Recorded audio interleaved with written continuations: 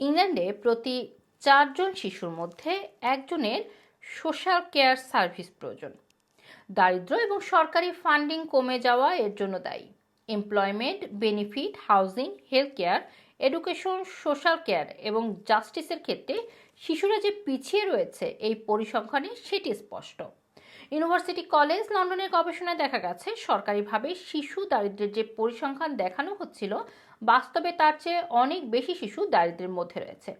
তাই শিশু দারিদ্র্যের বিষয়ে সরকারের পলিসি মোকাবেলায় নতুন করে ভাবতে হবে।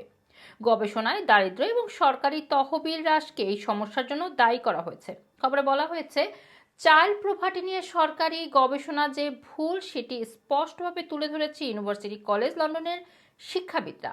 সরকারের সাম্প্রতিক পরিসংখ্যানে প্রতি 30 জন শিশুর মধ্যে একজনকে দরিদ্র হিসাবে চিহ্নিত করলেও বাস্তবে এই সংখ্যা প্রতি 4 জনের মধ্যে একজন। ধারণা করা হচ্ছে দেশের দরিদ্র এলাকার প্রভার্টিতে আক্রান্ত শিশুর সংখ্যা আরও বেশি হতে পারে। গবেষকরা জেন্ডার, রিজিয়ন, এথনিসিটি এবং বঞ্চনার মতো বিষয়ের ডেটা অ্যাসেসমেন্ট করতে পারেননি, তাই বাস্তবের সংখ্যা আরও বেশি হতে পারে। গবেষক ডাক্তার ম্যাথিউজে জানিয়েছেন, দেশের কিছু দরিদ্র এলাকায় অর্ধেকেরও বেশি শিশু দারিদ্র্যের মধ্যে রয়েছে। এদিকে সমীক্ষায় আরও দেখা গেছে 3 জনের মধ্যে একজন যুবক প্রাপ্তবয়স্ক হওয়ার আগে চাইল্ড সোশ্যাল কেয়ার সার্ভিসে সেবা নিয়েছেন।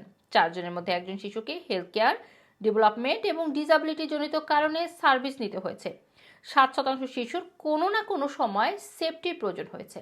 এই শিশুরা এক্সপ্লয়টেশন কিংবা আক্রমণের শিকার হয়েছে।